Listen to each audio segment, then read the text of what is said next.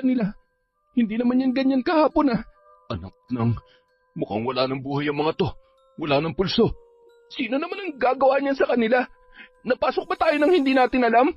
Imposible. Nakakandado pa rin ang pinto. Sarado rin ang mga bintana. Walang kahit anong senyales na may ibang pumasok dito. Paano mo ipapaliwanag yan, Tay? Patay na ang mga yan, pero sinong pumatay sa kanila? Mukha ba akong manghuhula? Hindi ko rin alam. Mas nauna ka pa nga nakakita sa kanila, hindi ba? Nalintikan na talaga. Mukhang may gumaganti na sa atin, Tay. Taon 2004. Lanao del Sur. Nakapagtapos ng pag-aaral si Maji sa tulong ng kanyang mga magulang na parehong magsasaka. Mga binata at dalaga pa lamang ang mga yon ay namulat na sa malawak na sakahan dahil yon ang pangunahing hanap buhay sa kanilang sityo. Nagtatrabaho lang noon sa sakahan ng iba ang kanyang mga magulang hanggang sa nagkaroon na ng sariling taniman nang ipamana ng kanyang lolo sa kanyang tatay ang gulayan at ang maliit na palayan. Dalawa na lamang silang magkapatid dahil namatay ang pangalawa sa panganay ng madengge yon at hindi naagapan. Pero ang panganay niyang kapatid na si Rodel ay hindi na nag-aral pa dahil mas gustong tumulong sa kanya at sa kanilang mga magulang. Nung nag-aaral pa si Maji ay nangungupahan lamang siya sa bayan na napakalayo sa kanilang tinitirhan. Paminsan-minsan naghahanap siya ng mae-ekstrahan para madagdagan ang panggastos at pagkain niya. Hindi niya na yon ipinaalam pa sa kanyang mga magulang para hindi na mag-alala pa.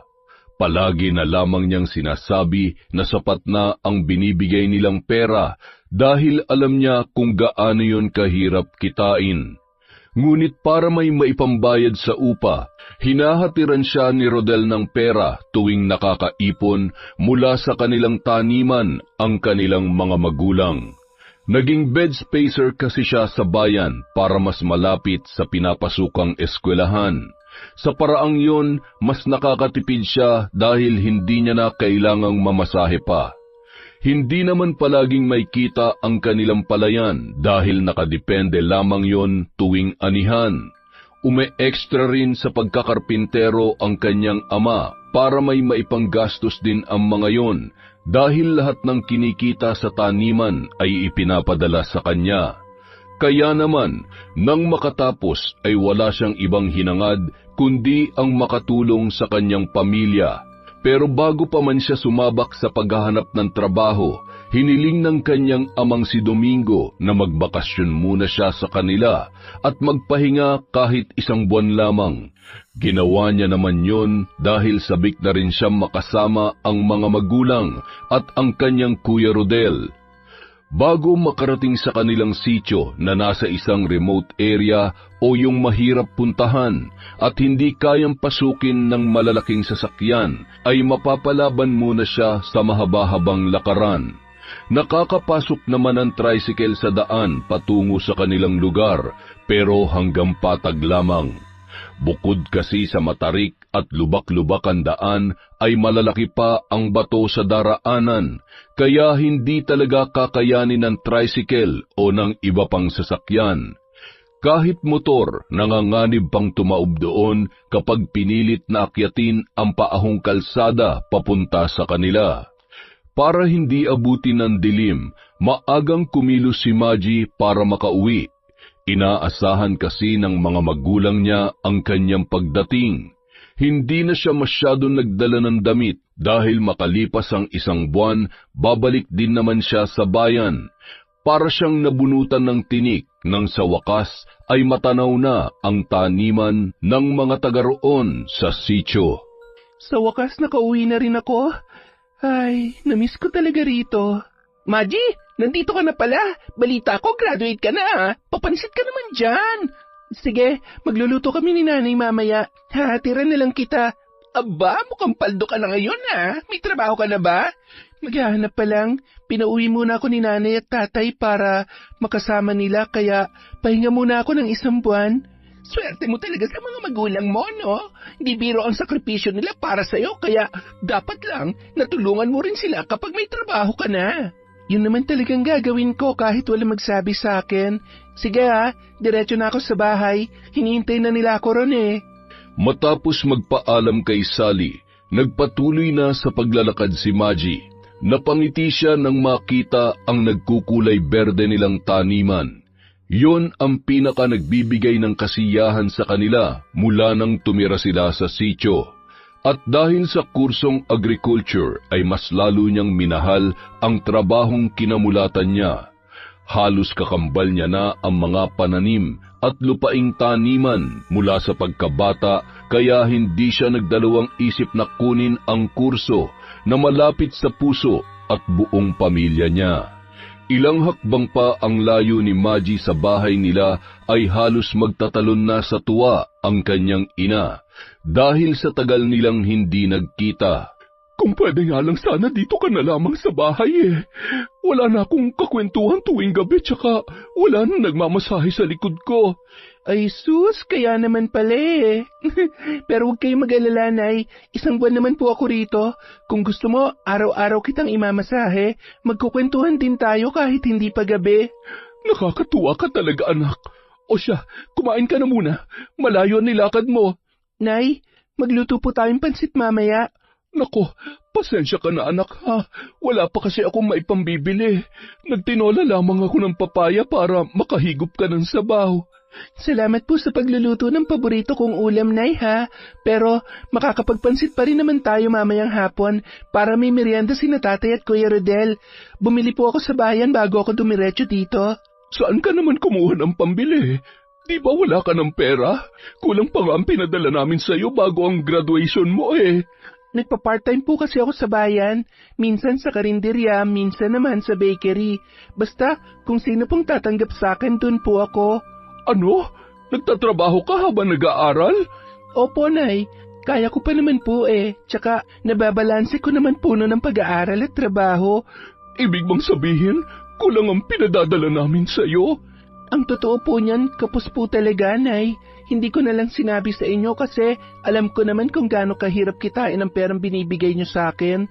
Ayoko pa madagdagan pa ang pagod niyo ni Tatay. Tsaka si Kuya Rodel din. Alam ko naman na kahit kayo nagigipit din kayo dito. Anak naman, obligasyon namin na suportahan ka dahil nagdesisyon kaming pag-aralin ka. Pero Nay, may obligasyon din po ako na tulungan ng sarili ko at hindi iasa lahat sa inyo. Kaya hayaan niyo lang po ako. Nagawa ko naman po eh. Nakatapos pa rin po ako kahit nagtatrabaho. Nakaipon pa ng konti kaya meron po tayong panggastos ngayon. Ay nako, hindi. Sa iyo na yan anak. Itabi mo na lang para may panggastos ka habang naghahanap ng trabaho. Dadagdagan na lamang namin kapag kinulang. Ayos naman kami rito. Saka ka na lang magbigay kapag kaya mo na at may sapat ka na ring hawak na pera para sa sarili mo. Masaya kami kapag nagkatrabaho ka na, pero malulungkot kami ng tatay mo kapag inabuso mo ang sarili mo. Tandaan mo, anak, mahirap man tayo. Prinsesa ang tingin namin sa'yo at mahal na mahal ka namin.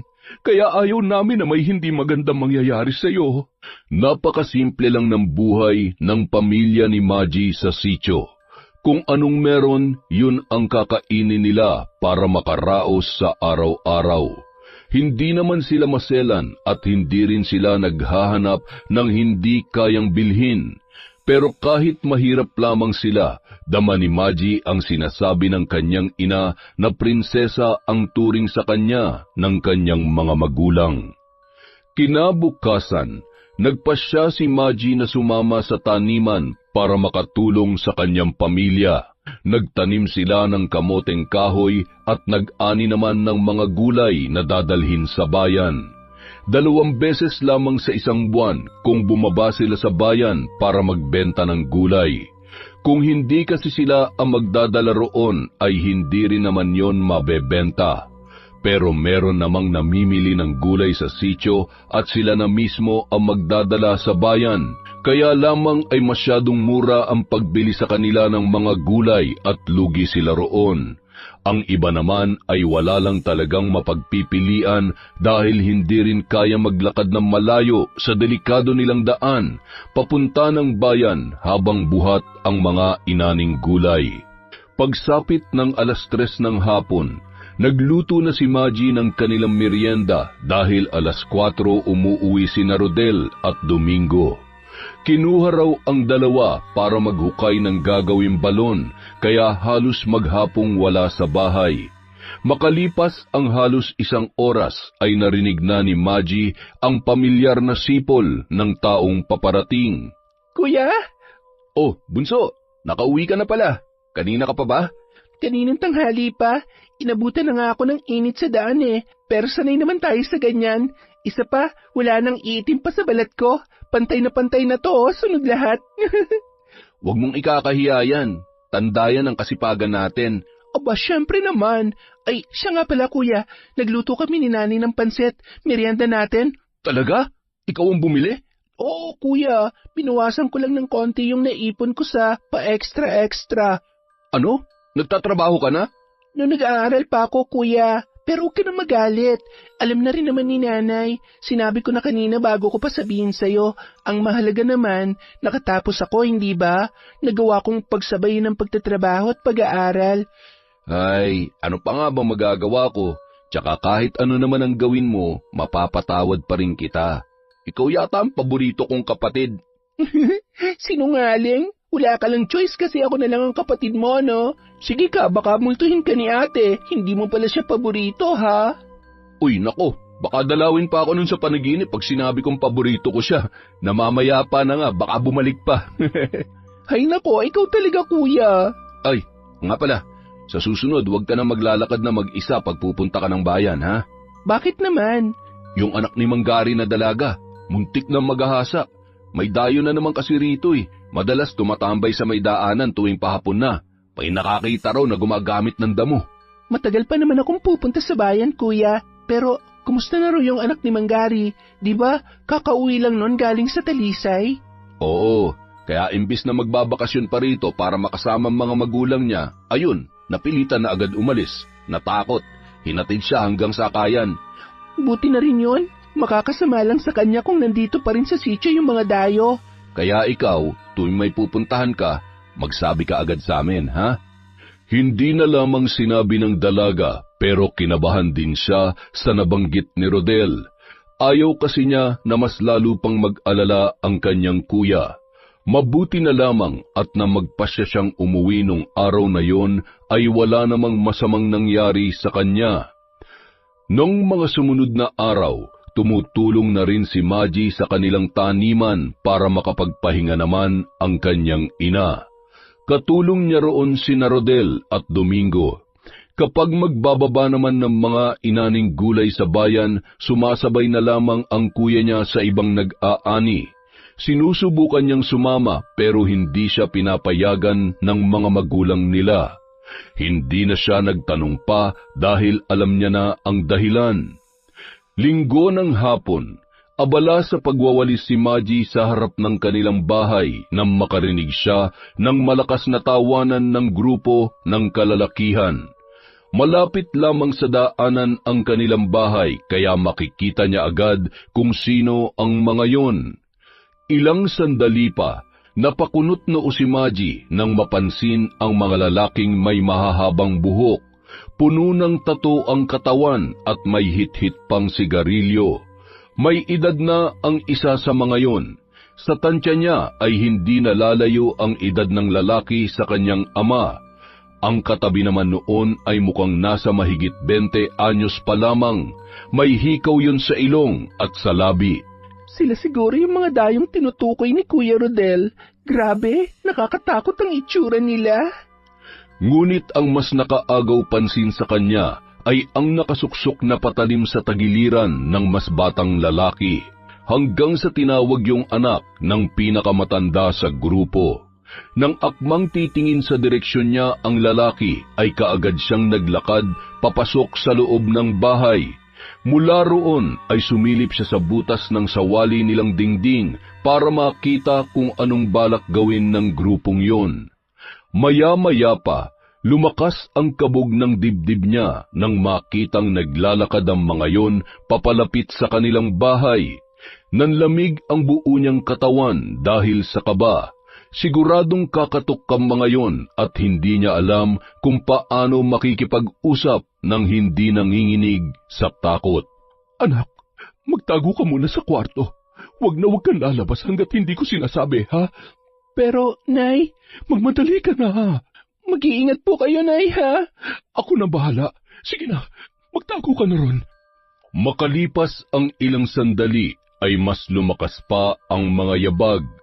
Tanda na doon nga ang punta ng mga dayo. Ngunit kahit 4 na lalaki pa ang nasa labas ng mga sandaling yon ay hindi man lamang nakaramdam ni katiting na takot si Lita. Sa edad niyang yon ay marami na siyang pinagdaanan sa buhay at marami na rin siyang nakaharap na taong asal demonyo. Ang iba pa roon ay mga halang ang kaluluwa. Isa pa, hindi niya hahayaan na may masamang mangyari sa bunso nilang anak ni Domingo. Tapo! Tapo! Ano ba yon? Bakit ka sumisigaw?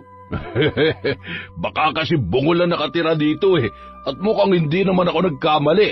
Gurang na pala nakatira dito. Parang may nakita akong isa pang babae kanina. Wala nang iba nakatira dito. Ako lang at ang asawa ko. May anak kami pero lalaki yon at hindi babae gaya ng sinasabi mo. Ibig sabihin guni-guni ko lang yon? Tay, may diferensya na yata ang mga mata ko oh. Kung may iba ka pang kasama dyan, palabasin mo na kung ayaw mo lagyan ko ng konting palamuti ang katawan mo, tanda. Wala nga iba nakatira dito. Bakit ba ang kukulit nyo? Magsilayas na nga kayo. Ang lalakas na loob nyo manakot samantalang pumapasok kayo rito ng walang pahintulot. Pwede ko kayong kasuhan ng trespassing. Tay, trespassing daw tayo. May sira yata ang utak na matandang yan Nandito pa nga tayo sa labas ng bahay, trespassing na. Ang lupang tinatapakan nyo ngayon pagmamay-ari namin at hindi kayo maaaring tumapak dito ng walang pahintulot. Alam mo, hindi namin kailangan ng pahintulot mo, tanda. Tabi nga! Halos magwala na ang puso ni Maji nang marinig niyang pumasok na sa bahay nila ang lalaking kausap ng kanyang ina. Nagpalinga-linga siya sa kwarto. Sa liit noon ay wala na siyang ibang mapagtataguan. Sinulyapan niya ang bintana. Kailangan ko makalabas dito. Siguradong lalo mapapahamak si nanay kapag nakita nila ako. Bago pa man tuluyang makapasok sa bahay ang mga dayo, nagawa na ni Majing tumalon sa bintana ng kwarto. Nang makalabas ay maingat niya yung isinara para hindi malamang doon siya dumaan. Nagtago muna siya sa may malaking puno sa likod ng kanilang bahay para hindi siya makita ng lalaking yon. Nagtiwala na lamang siya na malulusutan yon ng kanyang ina. Narinig niya ang malakas na boses ng isang lalaki nang pasukin ang kanilang silid. Walang tao rito. Mukhang nagsasabi nga ng totoo yung matandang yan. Umalis na tayo rito. Wala naman pala tayong mapapala Sandali lang, tay. Baka may machichibog pa tayo rito. Mukha ba may makukuha tayong pagkain dito? Baka nga ako pa magbigay sa matandang to Sa bagay, mukha nga magigiba na tong nabubulok nilang bahay Iba na lang ang puntahan natin. Mabuti pa nga, tay. Nakahinga ng maluwag si Maji nang umalis na ang mga dayo. Nang masigurong nakalayo na ang mga yon ay saka lamang siya bumalik sa kanilang bahay. Kaagad niyang kinumusta ang kalagayan ng kanyang ina. Ayos lang po ba kayo, Nay? Oo, ayos lamang ako.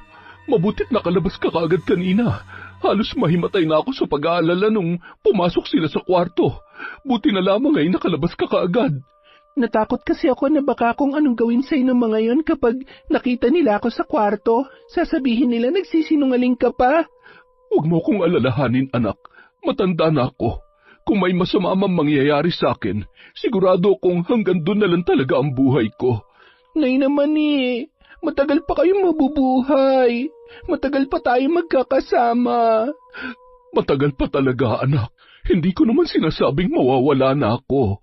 Ang sakin lang, kung may mangyayari man, hindi na natin kontrolado yon. Pero hanggat kaya pa natin mag-ingat, gagawin po natin yun, Nay, di ba? Ay, syempre naman, anak. Pero Nay, taga saan kaya ang mga yon? Kawawa naman ang mga nabibiktima nila dito. Nako, makakahanap din ng katapat ang mga yon. Masyado nilang minamalit ang mga taga rito. Akala yata nila matatakot nila ang lahat. Hindi nila alam kung anong sasapitin nila kapag may kinanti sila sa lugar na ito. Bakit po, Nay? Huwag mo nang alamin. O siya, halika na. Maghanda na tayo ng lulutuin para sa hapunan. Kahit nakaligtas si Maji sa mga dayo, ay hindi pa rin mawala ang kanyang pangamba. Pakiramdam kasi niya ay hindi pa tapos ang mga yon at babalik pa rin sa kanila. Noon lang siya nakaramdam ng ganoong takot. Hindi lang para sa kanyang sarili, kundi para sa pamilya niya na posibleng saktan ng mga dayong yon. Samantala, matapos namang mameste ng mga residente sa sitio, ay tuwang-tuwang ikinalat ni Onad sa mesa ang kanilang mga nakuha. Ilang delata, itlog at kung ano-ano pang pagkain. Mas masaya sana kung may alahas din tayo nakuha. Pero sa hirap ng mga taga rito, malabo yun. Kahit nga sana magandang babae na lang tay. Sino ba kasi nakita mo kanina? Baka namang guni-guni mo lang yun. Hindi. May nakita talaga akong babaeng pumasok dun sa bahay ng matandang nakausap natin kanina. Sus, baka nga guni-guni mo lang. Hinalugog naman natin ang bahay nila, di ba? Pero wala naman tayong nakitang dalaga ron. Paano kung nauna niya pala tayo nakita kaya nakapagtago siya? Posible rin naman, pero sa liit ng bahay nila, parang imposible naman yung sinasabi mo. Paano kung nakapagtago siya sa likod ng bahay nila? Pwede rin. Teka, bakit ba gustong-gusto mo makita yung babaeng yun? Gusto ko lang patunayan na hindi ako namamalik mata at niloloko tayo ng matandang nakausap natin, tay. Ay, hayaan mo na yon. Matanda na nga eh. Hindi na yun magtatagal dito sa lupa. Sa bagay, ang mahalaga, marami-rami tayo nakuha ngayon. Mabubuhay tayo dito sa sityon to. Pansamantalang nakikitira sina Onad sa bahay ng kanyang pinsan na noon ay security guard sa bayan. Dahil wala namang nakatira sa bahay ay sila na lamang muna ang tumutuloy doon. Ngunit ang hindi alam ng kanyang pinsan, isinama niya ang buong barkada dahil pare-pareho na silang hinahanap ng mga pulis. Dahil mayroon silang ninakawan at pinagsamantalahan sa bayan. Kailangan nila magtago at yun ang pinakaligtas na lugar na kanilang napuntahan. Hindi yun agad-agad napupuntahan ng mga pulis dahil masyadong malayo. Kahit mismo sila ay naranasan ang hirap sa kasumpa-sumpang daan at dahil wala silang trabaho, ang tanging naisip na lamang nilang paraan para madaling makadiskarte ay ang pagnanakaw. Lantaran nila yung ginagawa pero nag-iingat sila na matunton ng mga pinagnanakawan nila. Walang nakakaalam na doon sila nakatira sa bahay ng pinsan niya dahil wala naman yung kapitbahay. Nasa loob ng gubat ang lugar kaya kahit mag-ingay sila at tumambay sa labas ay walang makakakita sa kanila. O eto, may nakuha kong alak. Pagsaluhan natin yan mamaya. Kakatayin muna namin yung ninakaw namin manok, tay, para masarap-sarap naman ang pulutan natin. Hoy, isa lang ang katayin nyo ha. Huwag kayong ubus biyaya. Tipirin nyo ang mga nakuha natin. Baka sa susunod wala na tayong manakaw. Alam nyo namang mahihirap lang ang nakatira dito. Sus, problema ba yun, tay? Targetin din natin yung ibang sityo. Isa-isahin natin. Huwag kang ang bobo. Kapag nakaabot pa tayo sa ibang sityo, baka may mag-report na sa kanila. Paano kung matuntun na tayo ng mga pulis dito? Baka sa sobrang kampante natin masurpresa na lang tayo. Yun lang, himas-stress tayo nun pag nagkataon. Buti alam mo, yun ang iiwasan natin mangyari kaya magtipid kayo. Hindi nyo naman siguro gugustuhin umextra sa mga taniman dito. Ang kikitain nyo ron, kulang pa sa pambigas natin.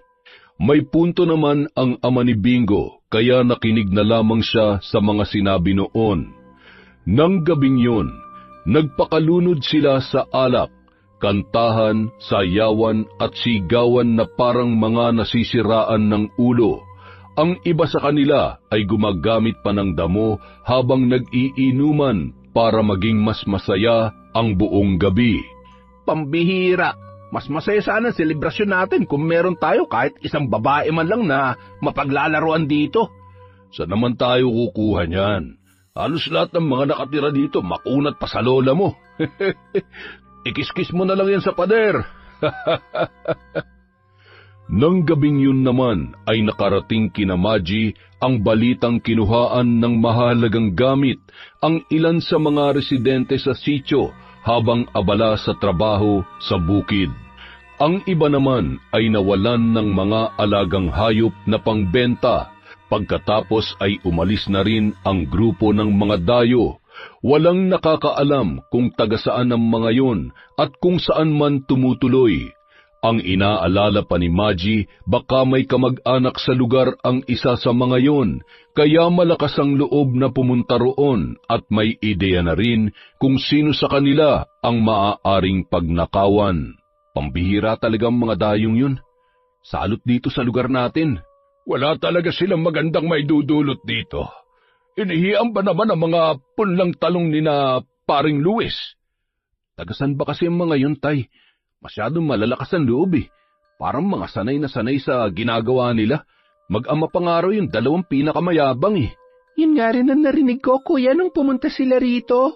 Nako, kung hindi nakapagtago yang si Maji, siguradong pinagsamantalahan na siya ng mga yon. Itsura pa lang nila eh, mukhang hindi talaga gagawa ng mabuti. Mga bastos, pumasok sila rito nang walang pahintulot. Kung nandito lang ako kanina, inupakan ko yun eh. Mabuti na rin na wala ka kanina. Kung lalabanan mo sila ng mag-isa, para ka na rin nagpakamatay. Tama ang iyong ama, hindi sa lahat ng pagkakataon ay kailangan mong lumaban. Minsan, mas makakalamang ka sa kanila kung mananatili kang kalmado, tsaka ka mag-isip kung paano aatake sa kanila nang hindi nila inaasahan. Pero dahil wala naman silang nakuha sa atin, mukhang hindi na tayo babalikan ng mga yon. Huwag tayong pakasisiguro, Nay. Nandito pa si Maji.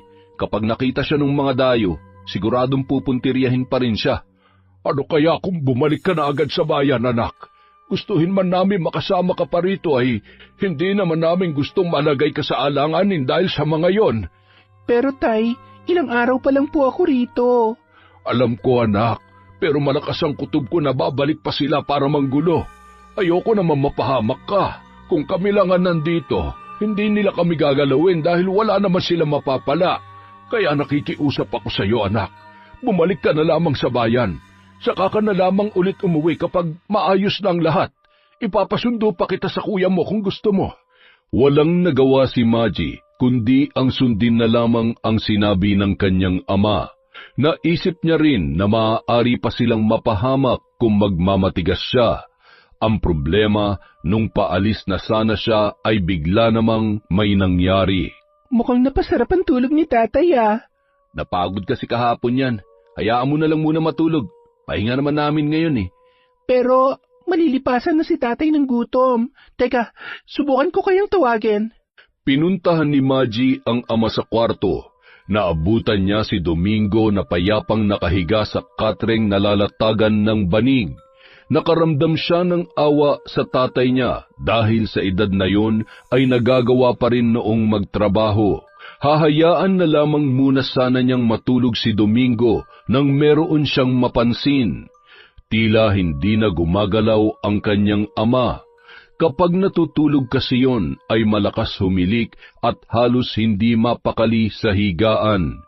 Hindi rin yon natutulog ng nakatihaya kundi laging patagilid lamang. Tay, gising na po. Magkape na tayo. Ngunit nananatiling walang galaw ang kanyang ama, kaya tinapik-tapik niya na yon sa braso. Nang hindi pa rin magising, ay doon na siya kinabahan. Nanginginig ang mga kamay na dinama ni Maji ang pulso ng kanyang ama. Maya-maya pa, nanlamig ang buong katawan niya at tila nanigas na lamang sa kinatatayuan nang meron siyang mapagtanto. Maji, anak, hayaan mo na lang munang matulog ang... anong nangyayari? Anak, bakit ka namumutla? Nay? Wala na po si tatay. Nabalot ng matinding kalungkutan ang bahay ni Maji nang makumpirma na wala na nga ang kanyang ama. Halos hindi na bitawan ng kanyang ina at ng Kuya Rodel niya ang bangkay ni Domingo dahil sa matinding pangungulila. Hindi nila matanggap ang nangyari at hindi rin yon magiging madali para sa kanila dahil napakalaking bahagi ng kanilang buhay ang matanda. Samantala, dahil ilang oras ang biyahe papuntang bayan at hindi pa kayang pasukin ng malalaking sasakyan ang kanilang sityo, ay walang punerarya ang tumatanggap ng serbisyo para sa mga taga roon. Kaya naman ang tanging pag-asa na lamang nila ay yung mga gumagawa ng murang kabaong na gawa sa plywood at yero na pinipinturahan lamang ng puti para mabigyan ng disenteng libing ang namatay. Mabuti na lamang at may residente roon na isang lisensyadong embalsamador na nagbibigay ng libreng serbisyo para sa mga taga-sityo. Kaya lamang ay malayo pa ang pagkukunan nila ng biniling kabaong. Kailangan ng 2 tao para magbuhat noon papunta sa kanilang bahay. Magaan lang naman yun, pero dahil may kahabaan ay kailangan ng isang alalay sa dulo. Hindi rin kasi ganoong katibay ang pagkakagawa dahil tinipid lamang yon sa materyales. Kuya, ako na lamang ang sasama sa'yo. Magaan lang naman yung kabaong. Kaya kong buhatin yon. Huwag na, Maji. Dito ka na lang sa bahay. Samahan mo na lamang si nanay. May kakilala naman ako na pwedeng tumulong sa akin. Kuya, sige na. Hayaan mo na akong gawin yon para kay tatay. Alam mo naman kung gaano kalaki ang sakripisyo niya para sa akin, hindi ba? Kaya gusto ko rin magsakripisyo para sa kanya, kahit sa pagbuhat lang ng kabaong niya. Ay, o siya, sige. Maaga na lang tayong aalis bukas dahil kailangan ng mailagay sa kabaong ang katawan ni tatay. Tumangot-tango na lamang si Maji sa sinabi ng kanyang kuya. Maraming ibinilin sa kanya si Rodel para sa gagawin nila kinabukasan.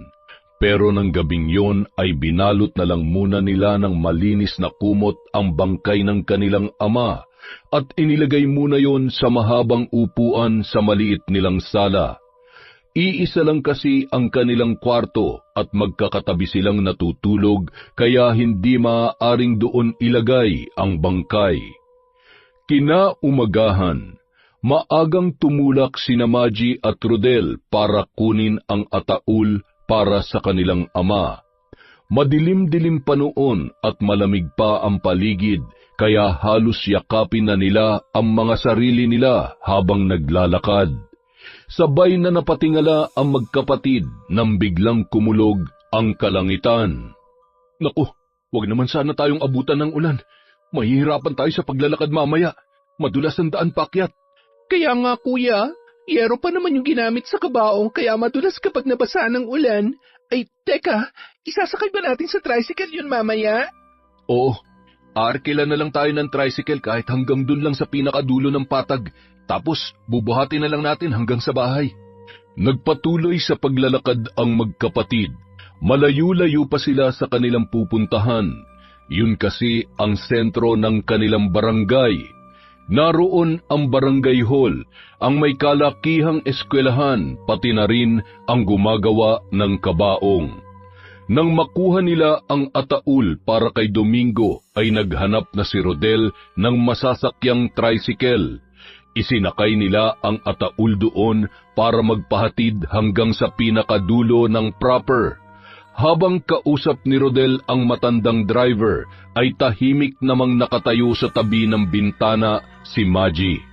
Sigurado ba kayong kaya nyo nang buhatin ang ataul hanggang sa inyo? Napakalayo ng lalakarin nyo. Mukhang uulan pa. Kaya na namin yan, boss. Sanay naman kami sa mahabang lakaran eh.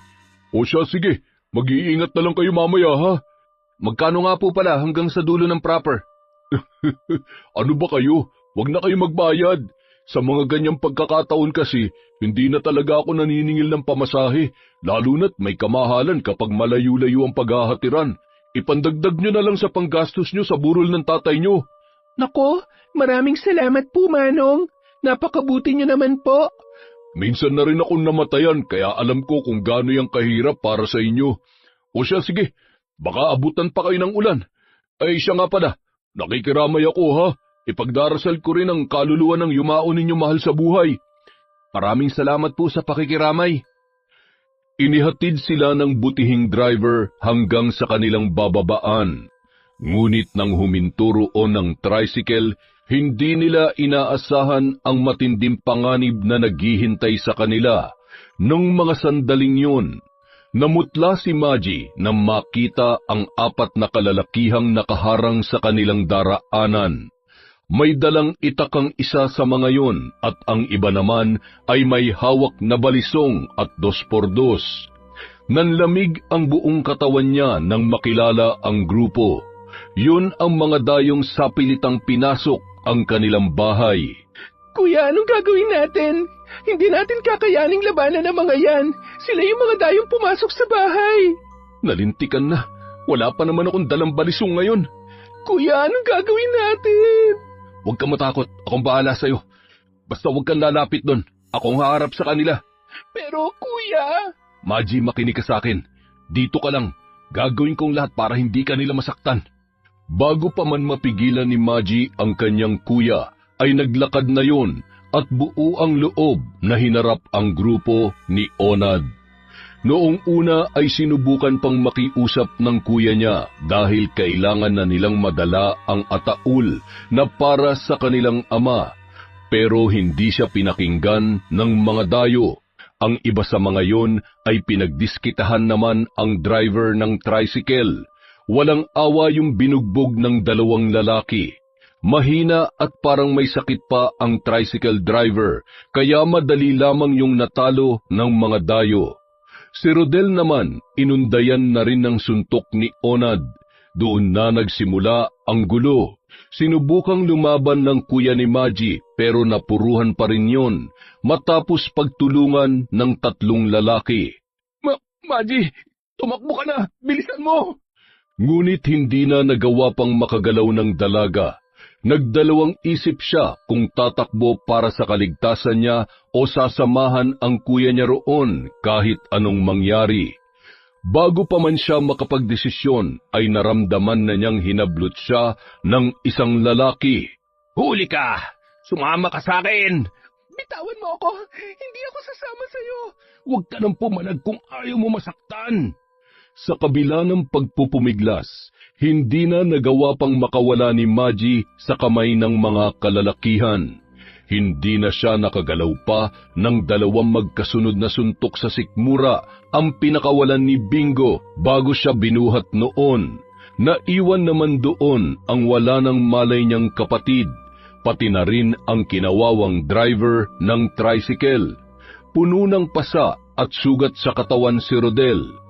Iniwan na yun doon ng kalalakihan dahil imposible nang makalaban pa sa kanyang kalagayan. Si Maji naman dinala ng grupo sa inuuwian nilang bahay at doon pinagsamantalahan habang nagdiriwang sina Onad at Bingo. Dahil sa panlalaban ay napuno ng pasa at galos ang katawan ng dalaga. Hindi kasama ng mag-ama ang 2 sa mga dayo dahil kinailangang ibenta ng mga yon ang ninakaw na tricycle. Ang kabaong naman ay dinala ng mag-ama sa sitio para sa mga interesadong bumili. Nang lumalim na ang gabi, nagising ang nanghihina pang si Maji. Gusto niyang sumigaw nang sumigid ang matinding kirot sa maselang parte ng kanyang katawan at ganoon din ang mga braso niyang iginapos ng mag-ama habang siya ay pinagsasawaan. Wala na ang puring matagal niyang iningatan. Wala nang dahilan para protektahan pa siya ng kanyang magulang at kapatid. Nagtatagis ang mga bagang na bumangon si Maji sa higaan. Mariin niyang kinagat ang mga labi nang muling maramdaman ang sakit. Kailangan niyang tiisin yun. Sinulyapan niya ang mag-amang humihilik pa sa papag habang hawak-hawak ang bote ng alak. Sinikap niyang makatayo. Nagdahan-dahan yun at ingat na ingat siyang makalikha ng ingay. Bawat pag-ingit ng papag ay napapabilis ang kabog ng kanyang dibdib. Halos pigilan niya na ang paghinga nang kinailangan niyang hakbangan ang natutulog na si Onad sa may bukana ng pinto. Maya-maya pa, nagngilid ang kanyang mga luha at marahas na nagbuga ng hangin nang sa wakas ay makalabas na ng silid. Akbang aalis na siya nang marinig niya ang boses ng mga lalaking nagtatawanan at mukhang papalapit ang mga yon sa bahay na pinagdalhan sa kanya. Mukhang yun na ang mga kasama ng mag-ama at nakabalik na mula sa pagbebenta ng ninakaw na tricycle. Dali-dali siyang naglakad patungo sa kusina. May pintuan doon papunta sa labas ng bahay. Kasasara pa lamang niya ng pinto nang bumukas naman ang isa pang pinto na nasa harapan. Mas lumakas ang tawanan ng dalawang lalaki nang makita ang ayos ng mag-amang nakatulog na, dala ng kalasingan. Hindi na nag-aksaya ng oras ang dalaga. Tumakbo na siya papalayo sa lugar na yon. Kailangan niyang puntahan ang kanyang ina dahil baka pati yun ay mapahamak pa. Nay! Diyos ko, ano nangyari sa iyo, anak? Bakit puro basakan? Sandali, nasaan ang kuya mo? Nay, hinarang po kami ng mga dayo kanina. Binugbog nila si kuya, pati po yung driver, at naiwan na lamang sa tabing kalsada. Hindi ko alam kung buhay pa sila ngayon, Nay. Inahasa po nila ako. Paulit-ulit nilang binaboy ang katawan ko. Wala silang awa. Mga hayop sila. Mga hayop sila, Nay. Napahagulhol na lamang si Lita sa nalaman mula sa anak na dalaga. Namatayan na nga sila ay ganoon pa ang sinapit ng kanyang mga anak. Dahil batid nilang maaari pa silang matuntun ng mga dayo, kaagad na silang kumilos para umalis doon. Pero bago nila yun gawin, ay kinailangan muna nilang ilibing ang katawan ng kanyang asawa bago pa man yun mabulok. Dahil pati ang ataul ay ninakaw na rin ng mag-amang dayo, wala na silang nagawa kundi ang ilibing si Domingo nang nakabalot lamang sa kumot. Magkatulong nila yung binuhat papunta sa taniman. Ilang oras na naghukay ang mag-ina. Ginamit ni Maji ang natitira niyang lakas sa kabila ng kanyang panghihina para mapalalim ang hukay. Pasensya ka na, Tay. Kung hindi ka man lang namin nabigyan ng disenteng libing, pangako, pansamantala lamang ito. Babalikan ka namin ni Nanay. Matapos ibaon sa 3 talampakang hukay si Domingo, ay kumilos na ang mag-ina para lisanin ang sityo. Dadalhin lamang nila noon ang mga importanteng gamit at ilang pirasong damit. Ngunit habang iginagayak ang mga dadalhin, napansin ni Maji ang isang kahon na gawa sa kahoy na nasa 2 dangkal ang haba na inilagay ng kanyang ina sa dalangbag. Itatanong pa sana niya kung para saan yun, pero hindi na siya nagkaroon pa ng pagkakataon dahil sa pagmamadali nilang mag-ina. Ibinilin na lamang nila sa kakilala ang kanilang taniman at sinabihang anihin na lamang ang maaaring anihin doon.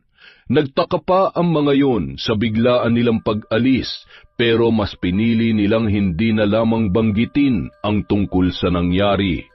Ngunit bago umalis ay binalaan ni Lita ang mga malalapit na kaibigan tungkol sa mga dayo. Nang makarating sila sa proper, doon na nila nabalitaan ang tungkol sa 2 lalaking natagpuang walang malay sa tabi ng kalsada. Kaagad nilang hinanap kung saan dinala ang mga yon dahil malakas ang kutob nila na isa sa mga yon ay si Rodel. At hindi naman sila nabigo nang marating ang bahay ng manggagamot na tinutukoy ng kanilang napagtanungan. Napahagulhol na lamang si Maji nang makita ang kalunos-lunos na itsura ng kanyang kuya. Halos hindi na makilala ang muka ng binata dahil sa malalang pamamaga ng muka, sa dami ng suntok na tinamunoon. Puno rin ng pasa ang katawan, sa kanya lamang napagtanto na may saksak din pala sa tagiliran ang kanyang kapatid. Pagbabayaran nila ang ginawa nila sa amin ng kuya ko. Hindi rin ako papayag na hindi kayo mabibigyan ng hustisya, anak. Muntik na kayo mawala sa akin, kaya sisiguruhin ko maghihirap sila hanggang sa kamatayan. Ano pong ibig niyong sabihin, Nay? Ngunit hindi na yun sinagot pa ni Lita.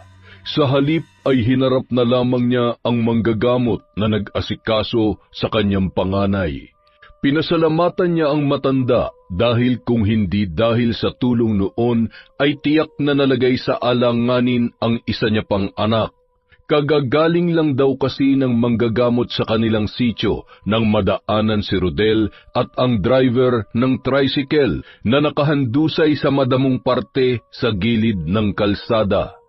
Ilang sandali pa, nagkamalay na si Rodel. Bagamat hindi pa nila ipinapaalam ang tungkol sa sinapit ni Maggie, nang makita ng binata ang itsura ng kapatid ay nanggalaiti yon sa galit. Ayaw pa sanang magkwento ng dalaga pero napilitan na lamang siyang sabihin ang totoo. Nang humupa ang galit ng kanyang kuya ay saka lamang nila napag-usapan ang tungkol sa maaari nilang puntahan. Saan na po tayo pupunta ngayon, Nay? Wala na po tayong ibang kamag-anak dito. Sa bahay ng pinsan ko. Malaki naman ang bahay niya kaya kakasya pa tayo roon. Teka, Nay, sigurado ba kayo na patutuloyin tayo ng pinsan ninyo? Baka mamaya paalisin lang tayo nun. Malalim ang pinagsamahan namin mula pa nung mga bata pa lamang kami. At sinabi niya sa akin na kapag nangailangan ako ng tulong, sa kanya ako lumapit. Sa ngayon, matutulungan niya tayo kahit sa pansamantalang matitirhan lamang. Nasa kabilang bayan pa ang bahay ng pinsan ni Lita, kaya bumiyahe pa sila patungo roon. Ginamit na lamang nila ang natitirang pera ni Maggie. Naging mainit naman ang pagtanggap sa kanila ng pinsan niyang si Edna. Matapos niyang ikwento ang nangyari sa pamilya niya, ay mainit ang naging pagtanggap noon sa kanya. Hindi ka nagkamali ng nilapitan, Lita. Dito na lamang kayo tumira dahil bihira nang umuwi ang mga anak ko.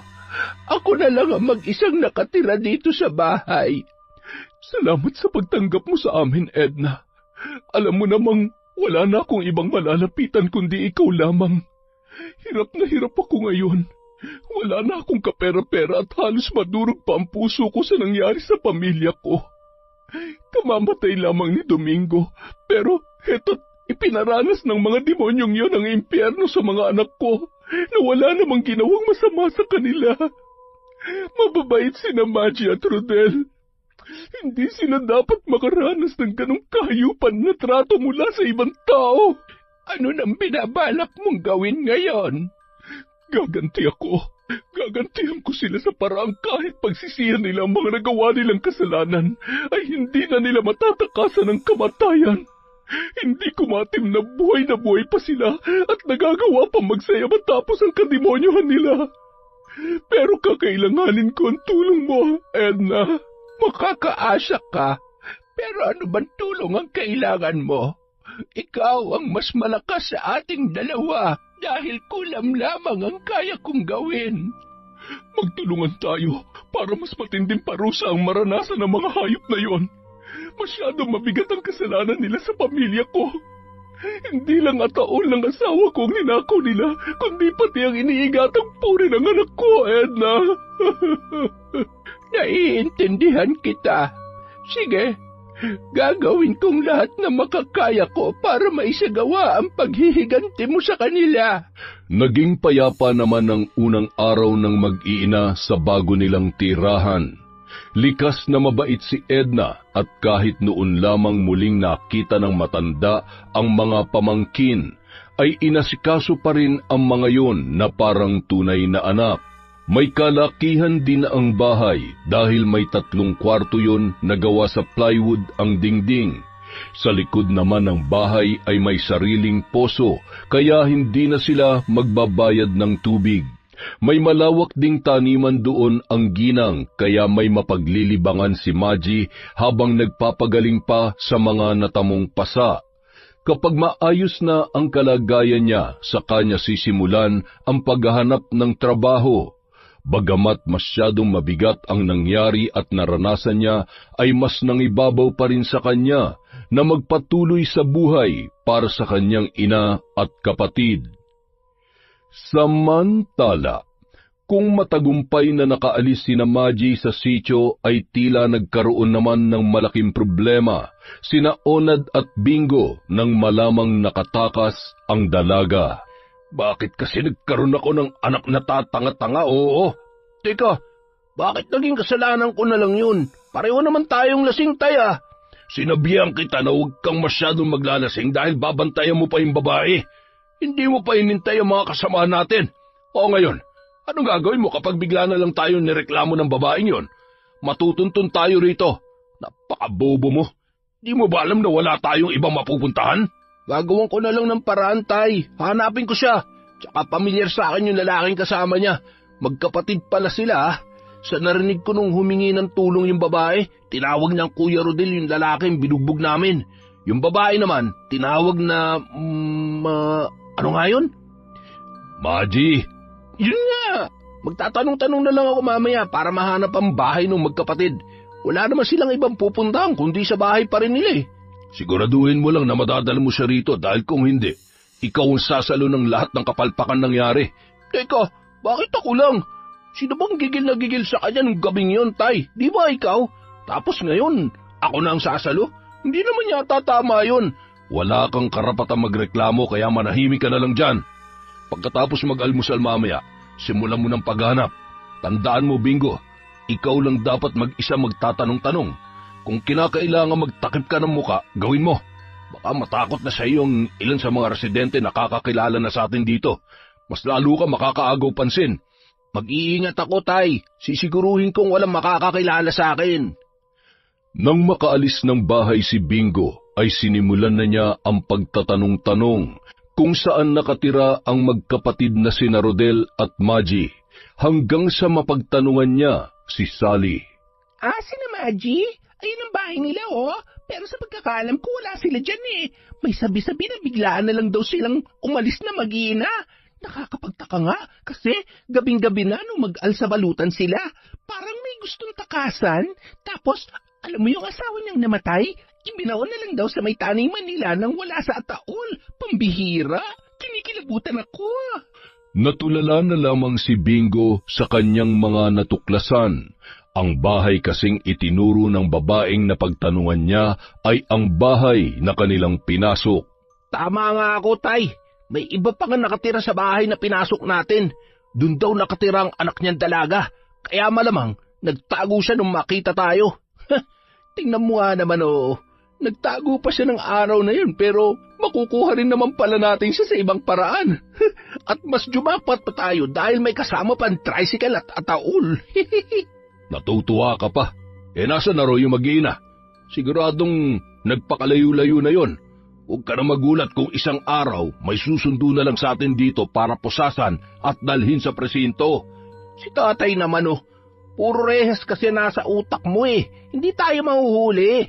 Takot na lang ng mag-inang yun. Ano pa magagawa ng nanay nung Maji? Baka nga ilang araw na lang itatagal nun sa mundo eh. Inunahan na ng asawa eh. Bagay naman siguro sila hanggang sa hukay. Sira ulo. Siya nga pala, mamaya elok nyo na sa mga taga-sityo ang ninakaw na ataul ha. Kahit mura nyo lang ibenta kaysa naman kasama pa natin yan dito sa bahay. Sige, Tay, kami nang bahala dyan. Ngunit kahit halos maghapon nang naghanap ng mapagbebentahan ng ataul sina Bingo, ay wala pa rin silang napala. Kaya naman, hinayaan na lang muna nila sa bahay na tinutuluyan nila yon at naghintay na lamang ng magiging interesado doon. Kinabukasan, maagang nagising si Bingo dahil sa sumasakit ang kanyang tiyan. Didiretso na sana siya noon sa palikuran nang makaagaw pansin sa kanya ang dalawang kasamahan na natutulog sa sala. Napakunot noo siya nang may mapansin sa bandang braso ng isa, parang sugat na hinampas ng kung ano. Dala ng kuryosidad ay nilapitan niya ang higaan ng dalawa. Ilang sandali pa, bigla na lamang siyang napasigaw nang makita ang malaking guhit sa leeg na parang binigti ang mga yun. Kaagad namang nagising si Onad dahil sa pagsigaw ng kanyang anak, at nang sulyapan niya ang tinitingnan nito, nagsitayuan ang mga balahibo niya sa katawan nang makita ang dalawang kasamahan na payapang natutulog, ngunit parang binigti ang mga yun. Dagdag pa ang mga galos sa katawan nila na tila hinampas ng latigo. Nang tingnan nila ang iba pang bahagi ng katawan ng dalawa ay lalo silang kinilabutan. Tay, bakit ang laki ng tiyan nila? Hindi naman yan ganyan kahapon ah. Anak ng, mukhang wala ng buhay ang mga to. Wala ng pulso. Sino naman ang gagawa niya sa kanila? Napasok ba tayo nang hindi natin alam? Imposible. Nakakandado pa rin ang pinto. Sarado rin ang mga bintana. Walang kahit ano senyales na may ibang pumasok dito. Paano may papaliwanag yan, Tay? Patay na ang mga yan, pero sinong pumatay sa kanila? Mukha ba ako manghuhula? Hindi ko rin alam. Mas nauna ka pa nga makakita sa kanila, hindi ba? Nalintikan na talaga, oo. Mukhang may gumaganti na sa atin, Tay. Hindi kaya ginagantihan na tayo ng pamilya ng babaeng kinuha natin? Posible, pero paano? Wala naman silang kakayahan na gawin yan. Ikaw na mismo nagsabi, Tay, imposible mapasok ang bahay na to. At mas lalo namang imposible, nasasaktan nila ang mga sarili nila tapos magpapakamatay. Takot na sa dugo ang mga yan eh. Naging malaking palaisipan sa mag-ama ang nangyari sa kanilang mga kasama. Matapos makumpirmang wala nang ang buhay ang mga yon, ay nagpasya na silang ilibing na lamang ang bangkay sa likuran ng bahay na kanilang tinutuluyan. Ginugol nila ang buong maghapon sa paghuhukay. Pinagsama na lamang nila sa iisang hukay ang dalawang bangkay. At dahil iisa lang din ang ataol na meron sila, ay binalot na lamang nila ng kumot ang mga yon bago inihulog sa may kalalimang hukay. Kinagabihan, parang binagsakan ng langit at lupa sina Onad at Bingo. Hindi na nila nagawang kumain dahil naiisip nila ang nangyari sa kanilang mga kasama. Hindi na rin sila nakatulog sa pangambang bigla na naman may mangyari at hindi nila yon mapaghandaan. Sinulyapan ni Onad ang kabaong na nakatago sa ilalim ng pahabang upuan sa sala. Kung ginagantihan man tayo ng pamilya ni Maji, siguradong isa sa atin ang magmamay-ari ng kabaong na yan. Huwag ka naman magsalita ng ganyan, Tay. Ayoko pa mamatay. Sino ba may gusto nun? Siraulo ka pala eh. Pero kung may ginagawa man ang pamilya ng babaeng pinagsamantalahan natin, siguradong hindi papayag ang mga yun na walang mangyari sa atin dahil tayo may pinakamalaking kasalanan sa kanila. Ay, pambihira oo. Para lang tayo nagdako ng kabaong para sa sarili natin ah. Sana kasi hindi na lang natin yan kinuha eh. Ngayon ka pa magsisisi kung kailan huli na ang lahat. Hindi na natin maibabalik ang kabaong na yan sa may-ari dahil inilibing na nila yung patay. Itapon na lang kaya natin yan. Kinikilabutan talaga ako kapag nakikita ko pa rin yan dito sa loob ng bahay. Parang araw-araw tayong may pinaglalamayan. Hindi pwede. Sayang naman. Pinaghirapan din natin buhatin ang ataol na yan. Pagkalayo-layo na nilakad natin para lang madala yan dito. Samantala, patuloy pa rin sa pagsasagawa ng ritual ang magpinsang sina Lita at Edna. Wala silang pinalampas na sandali. Bahagi ng ritual na yon sina Maji at Rodel dahil kailangan ng patak ng kanilang dugo sa naglalagablab na apoy bago simulan ang pagpapahirap sa mga dayo. Hindi ko na nararamdaman ang mga pulso nila, Lita. Mukhang nagtagumpay tayo sa unang bahagi ng ritual. Nararapat lamang yun sa kanila. Hindi na sila naawa sa mga anak ko. Kung hindi nakatakas si Maji, siguradong papatayin siya ng mga yon.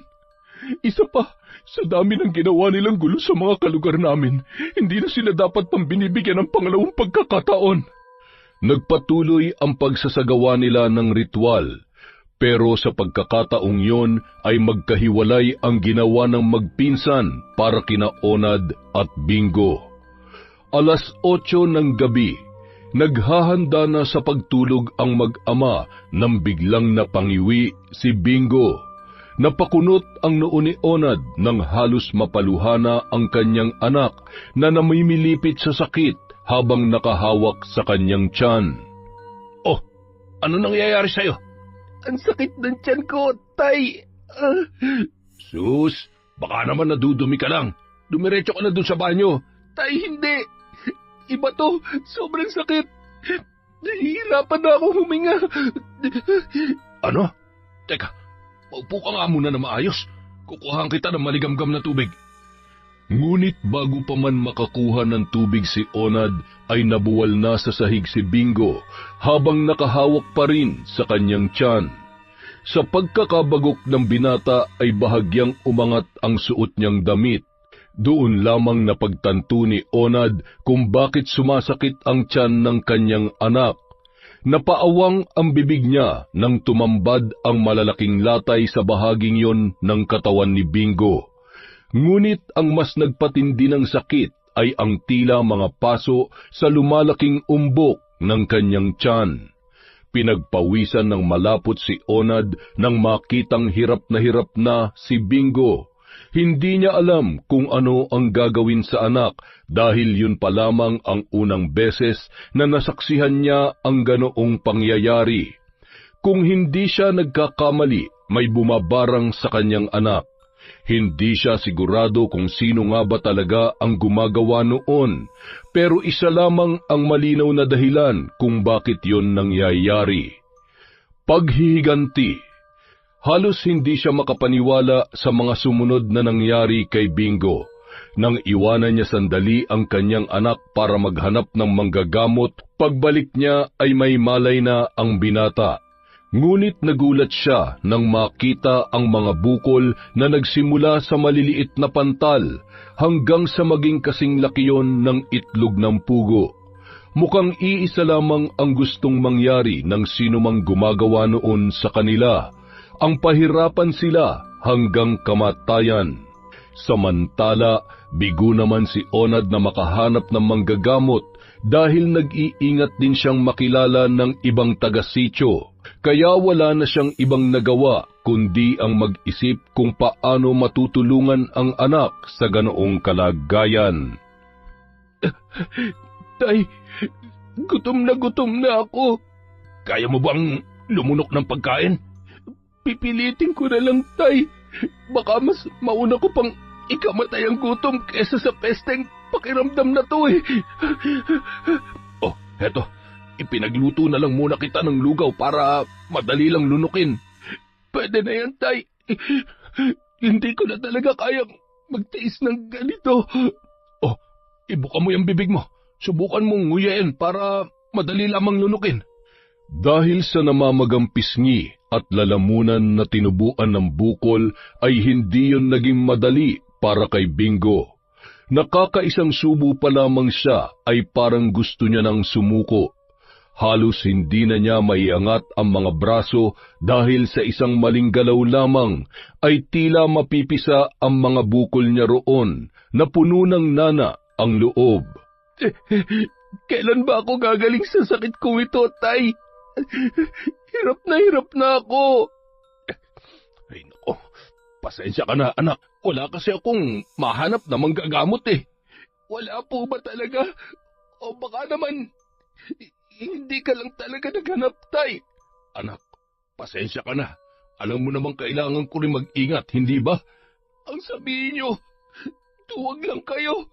Anak naman, intindi mo rin naman ang sitwasyon ko. Paano ko kayo iintindihin? Hintayin niyo na lamang na mawala ako at mailagay sa ninakaw nating ataol. Baka naman talagang gusto niyo lang na kayo mismo maglibing sa sarili niyong anak.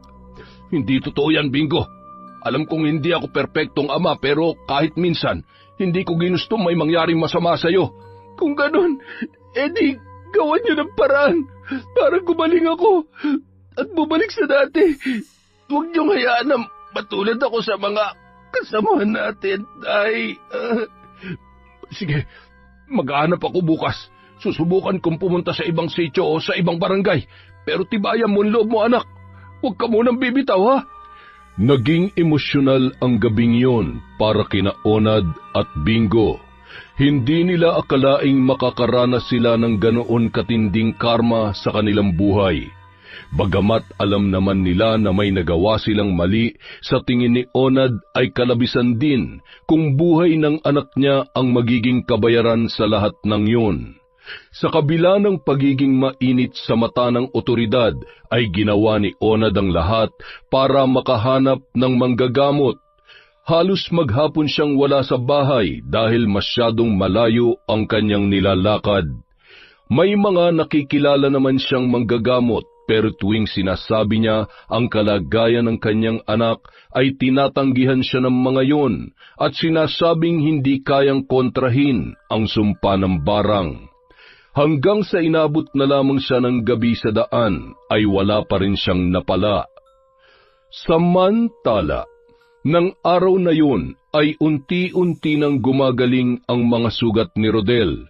Bahagya na ring nawawala ang mga pasa ni Maggie sa katawan. Nagpasya muna silang hindi maglalabas ng bahay para hindi sila pag-usapan ng mga kapitbahay.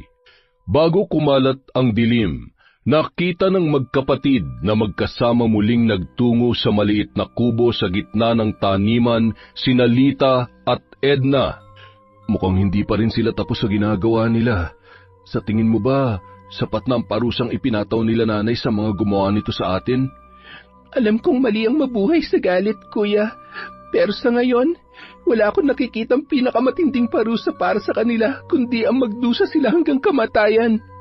Gusto ko silang mahirapan kada minuto, kada oras, at kada araw na lumilipas, hanggang sa gustuhin na lamang nilang mamatay. Wala ka bang nararamdamang awa para sa kanila? Wala. Wala rin naman silang naramdamang awa para sa atin nung sinaktan nila tayo, Kuya, di ba? Wala ni katiting na pagsisisi sa mga mukha nila habang ninanakaw nila ang puring matagal kong iningatan. Para na rin nila akong pinatay, Kuya. Huwag ka mag-alala. Ligtas ka na sa mga hayop na yon. Pinagbabayaran na nila mga kasalanan nila. Hindi lang sa atin, kundi pati na rin sa iba pa nilang nabiktima. Pero sa tingin mo, Kuya, bakit kaya yung anak lang ang balak pahirapan ni nanay ng husto? Dahil para sa isang ama, isa sa pinakamasakit na pangyayari ang masaksihan kung paano unti-unting pinapatay ng sumpa ang sarili niyang anak. Kung pumayag siguro akong magdemanda, baka nakakulong na sila ngayon. Pero parang mas magaang na parusa kung makukulong lamang sila sa mga nagawa nila. Hindi lang ikaw ang pinagsamantalahan nila, Maggie. Kaya kung ano man ang sasapitin nila, karma na nila yon. Sa loob ng kubong pinasukan ng magpinsan, maririnig ang malalim na boses ni Lita habang binibigkas ang mga salitang bahagi ng isinasagawang ritual. Binuksan naman ni Edna ang garapong naglalaman ng mga alupihan at itim na mga uod na gagamitin para sa binatang pinadapuan ng matinding sumpa. Hinayaan niya yung gumapang patungo sa nakaguhit na simbolo. Sa gitna noon, nakalagay ang isang manikang nababalot ng pinatuyong balat ng hayop. Sunod ay sinindihan ng ginang ang itim na kandila at saka pinatakan ng luha mula roon ang manikang ginagapangan ng mga alupihan. Tila galit na galit ang mga yun na pilit binutas ang balat ng manika hanggang sa unti-unti nang nagkumpulan sa loob noon. Pagsapit ng hating gabi, napabalikwas na lamang si Onad nang marinig ang sunod-sunod na sigaw ni Bingo. Nang sulyapan niya ang anak na katabi sa higaan, ay muntik nang bumaliktad ang kanyang sikmura nang makita ang mga itim na uod na nagtatalunan. mula sa mga bumukang bukol ng anak. Natataranta niyang pinunasan ng kumot ang magkabilang braso ni Bingo para alisin ang mga yon, ngunit tila hindi yon nauubos. Tama na, Tay. Mas lalo ko lang nararamdaman ang sakit. Anong gusto mo? Hayaan ko na lang ang mga uod na yan na pagpiestahan ng mga sugat mo. Yung likod ko, Tay. May mga gumagapang din sa likod ko. Dahan-dahang iniangat ni Onad mula sa higaan si Bingo para tingnan kung ano ang gumagapang sa likuran ng binata. Ngunit ganoon na lamang ang pagkagulat niya nang tumambad sa kanya ang maliliit na alupihan na tila nakasiksik sa balat ng lalaki. Nanlamig ang buong katawan niya at biglang kinilabutan. Pulang-pula na ang buong likod ng kanyang anak dahil sa mga parteng kinagat ng mga yon. Dali-dali siyang kumuha ng pwedeng ipantanggal sa mga alupihan, ngunit habang pilit niyang inaalis ang mga yon ay tila mas lalo namang bumabaon sa balat ng kanyang anak. Hanggang sa nanghihina na lamang siyang napasandal sa dingding. Hindi niya na alam kung ano pa ang maaari niyang gawin. Halos maubos na ang luha ng kaisa-isa niyang anak dahil sa matinding paghihirap, pero wala man lamang siyang magawa para maibsan yon. Sunod-sunod na lamang siyang napamura at napasigaw, dala ng matinding galit sa sino mang gumagawa noon sa kanila. Bago pa man sumikat ang araw ay tuluyan ng binawian ng buhay si Bingo. Ngunit kahit wala ng buhay ang binata ay pinagpipiestahan pa rin ng mga uod at alupihan ang kanyang katawan. Binuhusan ni Onad ng tubig ang katawan ng kanyang anak nang kahit papaano ay mawala ang mga uod sa mga sugat. Ngunit hindi niya naman alam kung anong pwede niyang gawin para mawala ang mga alupihang nakadikit doon. Dahil walang mag-eembalsamo sa bangkay ni Bingo, idiniretso na lamang yon ni Onad sa kabaong. Nang tuluyan ng lumiwanag, sinimulan niya na ang paghuhukay sa tabi ng pinaglibingan sa dalawa pa niyang kasamahan. Kahit papaano ay nabigyan niya ng maayos na libing ang anak, dahil napakinabangan nila ang ninakaw nilang ataul. Ngunit nang pumasok sa isip niya na maaaring siya na ang susunod na maging biktima ng bumabarang sa kanila, binalot na siya ng matinding takot. Mag-isa na lamang siya roon. Kapag nangyari sa kanya ang naranasan ni Bingo, wala nang tutulong sa kanya at wala man lamang maglilibing sa kanyang bangkay. Baka doon na lamang siya mabulok at pagpiestahan ng mga daga sa katagalan. Sising-sising sinasabunutan ni Onad ang kanyang sarili. Hindi sana mangyayari yon kung hindi nila piniling gumawa ng kasamaan. Karma nila yon at mukhang nakatakda siyang mamatay sa pinakamasakit na paraan. Nay, ano na pong plano niyo dun sa tatay? Bubuhayin niyo po ba siya? Sa ngayon, oo. Pero may plano kami ng tiyahin mo. Ganito kasi, anak. Itinuro namin sa mga pulis kung saan makikita ang lalaking yon. Sa mga oras na ito, siguradong papunta na sila roon. At kapag nasa loob na ng kulungan ang hayop na yon, saka namin sisimulan ang pagpapahirap sa kanya. Pero bago ang lahat, gusto muna naming maranasan niya ang parusa ng batas bago ang pinakamasakit na kamatayang ipaparanas namin sa isang demonyong katulad niya. Nang araw ding yun, dinakip ng mga pulis si Onad. Matapos matukoy ang lokasyon ng kanyang pinagtataguan, sa paghahanap ng mga otoridad sa mga kasamahan ng lalaki, nadiskubre ng mga yon ang mga bangkay na inilibing di kalayuan sa bahay na kanilang pinagtataguan. Hinala ng mga pulis, si Onad ang may kagagawan ng lahat. Patong-patong na kaso ang hinarap ng lalaki at hindi na nagkaroon pa ng pagkakataong makalabas ng kulungan dahil wala rin namang magpipiyansa sa kanya. Nabalitaan na lamang nila na pinagtulungan sa loob ng bilangguan ang lalaki dahil sa mga hindi nakasundong preso. Matapos makulong ang salarin ay sinimulan na ni Lita at Edna ang huling bahagi ng kanilang ritual. Yon ang pinakamatagal at pinakamatinding sumpang ipinataw nila sa isang tao dahil sa pinagsanib na kapangyarihan ng kulam at barang. Hindi lamang doble kundi triple ng naranasan ni Bingo ang pinagdaanan ni Onad. Dahil sa kalunos-lunos na itsura ng lalaki ay napilitan na yung ilabas sa selda. Nagrereklamo na noon ang mga preso sa umaalingasaw at malansang amoy ng katawan ng lalaki, na punong-puno ng naglalakihang mga sugat na kahit bago pa lamang ay binabahayan na ng mga uod. Kulang na lamang ay balutan ng kulambu si Onad nang dumugin yon ng mga langaw sa pinagdalhang ospital. Hindi matukoy ng mga doktor ang naging sanhi ng ganong karaming sugat at ang pamamaga ng buong katawan ng lalaki. Wala pang 2 araw mula nang dumapo ang sumpa ay binawian na yon ng buhay. Wala ni isang kamag-anak ang umako sa bangkay, kaya ipinalibing na lamang yon ng munisipyo. Naging usap-usapan sa kulungan ang nangyari sa kanya. Mas matindi pa raw sa habang buhay na pagkakakulong ang ganoon katinding kaparusahan. Buhay pa raw kasi ay para ng naaagnas na bangkay ang itsura ni Onad. Mula naman ng malibing ang lalaki ay nagpasya nang bumalik sina Maggie sa dati nilang bahay. Nagpasalamat sila kay Edna sa pansamantalang pagpapatuloy sa kanila. Ngunit para hindi na mangupahan, kapag naghanap na ng trabaho ang dalaga ay inalok ng ginang na doon na lamang siya tumuloy.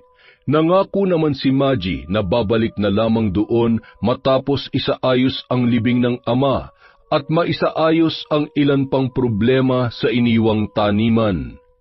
Pagbalik nila sa sitio, pinili na lamang nilang ilihim ang tungkol sa nangyari kay Maggie para maiwasan ang kung ano-anong kwento na maaari pang makasakit sa dalaga.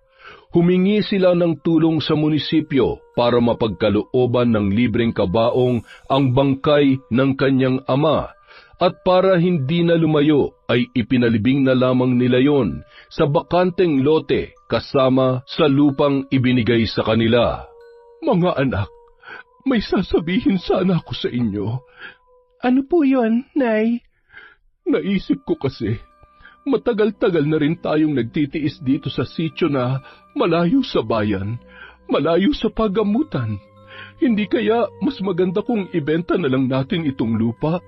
Kapag nabenta natin ito, may matutuluyan pa rin naman tayo sa kabilang bayan. Bago kasi tayo umuwi, kinausap ako ni Edna tungkol dito. May kakilala raw siya na pwedeng bumili ng lupa natin. Aayusin lang ang titulo at kung sakali namang mabenta, iniaalok niya ang bakante niyang lote para sa atin. Pwede raw nating patayuan ng kahit maliit lang na bahay para makapagsimula. Kung akong tatanungin, wala namang problema, Nay. Pabor pa nga sa atin kung aalis na tayo rito dahil hindi na mahihirapan si Maggie tuwing uuwi. Hindi na rin tayo maglalakad ng napakalayo para makarating sa bayan. Kaya lang naman ako nagtitiis dito noon dahil kay tatay. Wala rin pong problema sa akin, Nay. Pero sana itira natin yung loteng pinaglibingan kay tatay para madalaw-dalaw pa natin siya rito kung sakali. Huwag kayong mag-alala dahil hindi naman kasama sa ibebenta ang pinaglibingan sa tatay ninyo. Pababakuran natin yon. Sana naman matinuang kausap ng tiyahin natin para mabenta agad ang lupa. Kung nabubuhay lang siguro si tatay, sigurado ganyan din ang magiging desisyon niya matapos ang nangyari dito kay Bunso. Kung ganon, kailangan kong puntahan si Edna para makausap ang taong sinasabi niya. Sasama kami, Nay. Sino ba naman na may sabi na maiiwan kayo rito? Sa tanda ko nang ito ay hahayaan niyo na lang ba ako maglakad na mag-isa? Nagkatinginan ang magkapatid at napangiti na lamang sa sinabi ng kanilang ina. Nang makausap ni Lita ang bibili ng lupa, kaagad na nagkasundo ang dalawa sa napag-usapan. Doon na rin nagsimula ang pag-aasikaso nila ng mga kakailanganing dokumento. Habang nasa proseso pa lang ang lahat, bumalik na lamang muna sila sa bahay ni Edna. Dinala na nila roon ang kanilang mga gamit dahil wala nang atrasan pa ang pagbebenta nila ng lupa. Ginugol na lamang noon ni Maggie ang oras niya sa mga makabuluhang bagay para makalimutan ang bangungot na nangyari sa kanya. Bukod sa kanila, tanging ang mga taga-proper lamang ang nakakaalam sa nangyari, pero dahil hindi rin naman sila kilala ng mga yon, ay hindi na yun napag-usapan pa mula nang makabalik at makaalis sila sa lugar na yon. Makalipas ang ilang buwan, nakahanap na rin ng mapapasukang trabaho si Maggie. Si Rodel naman ay nag-aral na lamang magmaneho ng tricycle na kanilang ipinundar gamit ang pinagbentahan ng kanilang lupa. Nakapagpagawa na rin sila ng maliit na bahay para sa kanilang tatlo sa loteng ibinigay sa kanila ni Edna. Kung noon ay si Maggie ang inaabutan ng pera, sa pagkakataong yon ay siya naman ang nagbibigay sa nanay at kapatid niya.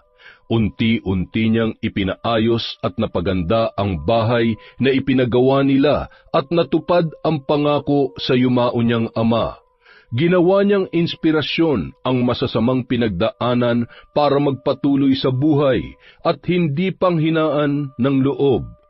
Para sa kanya, ang mga pagsubok na pinagdaanan niya ay hindi hadlang sa gusto niyang marating, kundi pagkakataon para maging mas matapang at maging mas malakas sa mga tunay na laban ng buhay. Yon! Isa na namang malupit na kwento mula sa kwentong Enteng. Wala po muna tayong shoutout, maglilista lang po ulit tayo para bukas. Maraming salamat po sa walang sawang pagsuporta sa kwento.